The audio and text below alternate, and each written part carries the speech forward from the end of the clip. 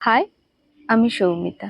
Welcome to my channel divine blessings 6666। আমি এখানে কথা বলি law of attraction, manifestation, spirituality, occult নিয়ে। আপনারা যদি এই বিষয়গুলোতে ইন্টারেস্টেড হয়ে থাকেন তো অবশ্যই আমার চ্যানেলটাকে সাবস্ক্রাইব, লাইক, শেয়ার করবেন। আসছে শ্রাবণ মাস। আজ আমরা কথা বলবো শ্রাবণ মাস নিয়ে। শ্রাবণ মাস ভগবান শিবের জন্য সমর্পিত থাকে। দেবশয়ন একাদশীতে যখন ভগবান শ্রী বিষ্ণু মাতা লক্ষ্মীর সাথে সমুদ্র মন্থনের পর সমুদ্রতে গিয়ে যোগ নিদ্রাতে থাকেন, তখন সমস্ত পৃথিবীর রক্ষার দায়িত্ব এসে পড়ে শিবজি ও মাতা পার্বতীর হাতে।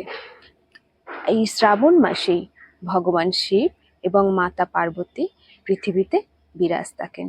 এই সময় প্রতিটি কণায় কণায় শিবের উপস্থিতি থাকে।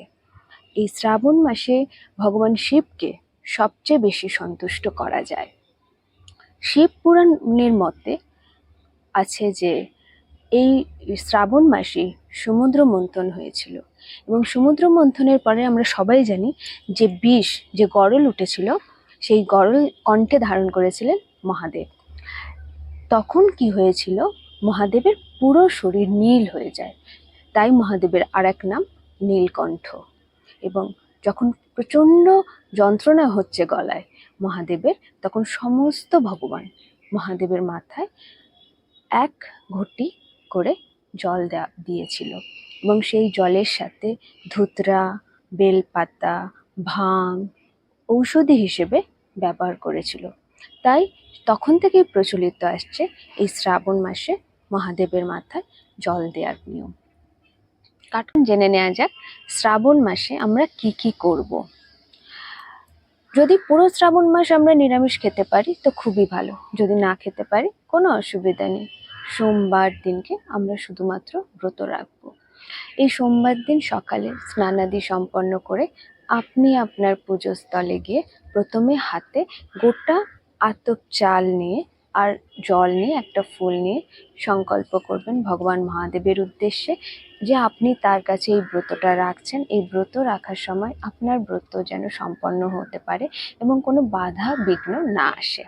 শিব মন্দিরে গিয়ে অথবা নিজের ঘরে যদি শিবলিঙ্গ থাকে, তা না থাকলে গঙ্গা মাটি দিয়ে অথবা আপনার বাড়িতে যদি কোনো টব থাকে সেই টবের মাটি দিয়ে শিবলিঙ্গ বানিয়ে নিন।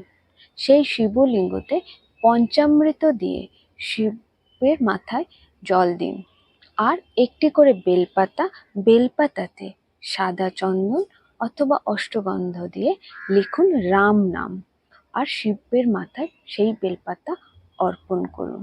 তার সাথে দিন ধুতরা ফুল, আকন্দ ফুলের মালা, রুদ্রাক্ষের মালায় 108 বার ওম নমঃ শিবায় বা নমঃ শিবায় মন্ত্রটি জপ করুন। তারপর শিব চল্লিশা পাঠ করুন অথবা পুরো মাস ধরে শিব পুরাণ পাঠ করুন। শিব পুরাণ না পাঠ করতে পারলে কোনো ব্রাহ্মণকে শিব পুরাণ দান করুন, ব্রাহ্মণ ভোজন করান। আপনার উপর মহাদেব অতি সন্তুষ্ট হবে। স্নানের জলে কালো তিল মিশিয়ে স্নান করবেন। কথিত আছে যে কালো তিল মিশিয়ে স্নানের জলে স্নান করলে এই শ্রাবণ মাসে সেই স্নান তীর্থ স্নানের সমান হয়। এই সময়ে গরিব মানুষকে যতটা পারবেন, আপনার পক্ষে যতটা সম্ভব সাহায্য করবেন। যারা বাঁকে করে জল নিয়ে যায় বাবার মহাদেবের মাথায় ঢালার জন্য, সেই সব মানুষজনকে অর্থ সাহায্য করতে পারেন অথবা তাদের কোনো খাবার জিনিস দিয়ে অথবা ওষুধ দিয়েও সাহায্য করতে পারেন। এবার জেনে নেওয়া যাক এই শ্রাবণ মাসে আপনারা কোন কোন কাজগুলো করবেন না। বেগুন খাবেন না, পরনিন্দা, পর সমালোচনা এইসব থেকে একদম দূরে থাকবেন। আপনারা ব্রত করছেন অথচ ব্রত করবার পরে পরনিন্দা, পর সমালোচনা করছেন, তার জন্য কিন্তু আপনার ব্রতের ফল আপনি পাবেন না।